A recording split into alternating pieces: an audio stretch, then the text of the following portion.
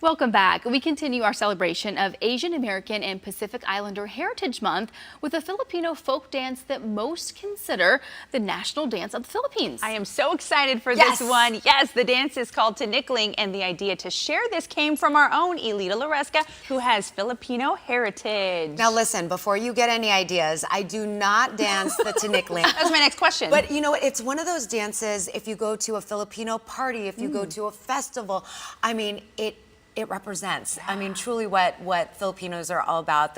It's so much fun, and I'm so excited that we're going to be able to share this with you. So I thought this would be a perfect opportunity to not only share it with you, but the rest of H-Town to learn more about Tinikling. Sarah Bronson is here with the Filipino Young Professionals Cultural Ambassadors. She's here with a wonderful group, and I've had the pleasure of meeting Sarah through our Filipino Street Festival.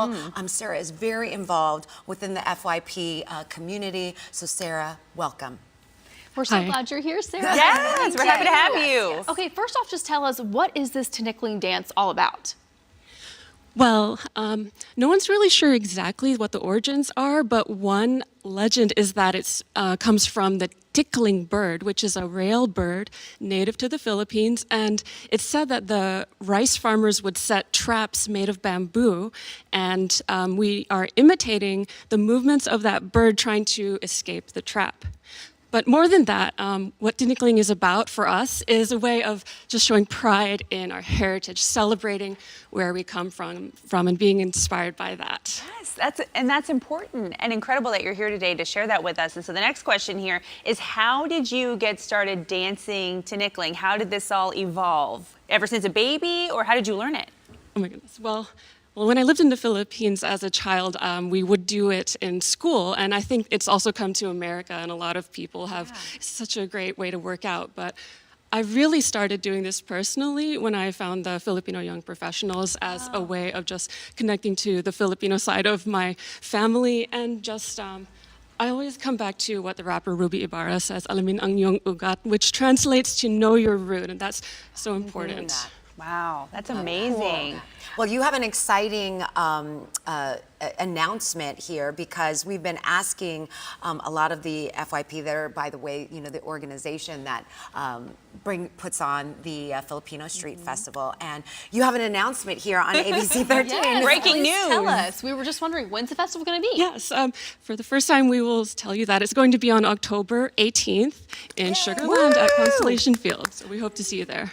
I mean, and this festival, let me tell you, ladies, it has grown. I started back with this festival when they first moved it from, you know, the streets of Houston to now it's made its way to the city of Sugar Land, and it is huge. I know, Charlie, you've been there. It is so fun and so immersive, and especially if you don't know very much about Filipino culture, it is a great place to go because there's so much to see, listen, experience, even taste. I mean, so much food and everything. So it's exciting that it's going to be back again this year, and I'm going to mark it on my calendar, Sarah. October I better see you there. Now we know. And so another question here, what are some other forms of cultural dance that you all know and practice as well?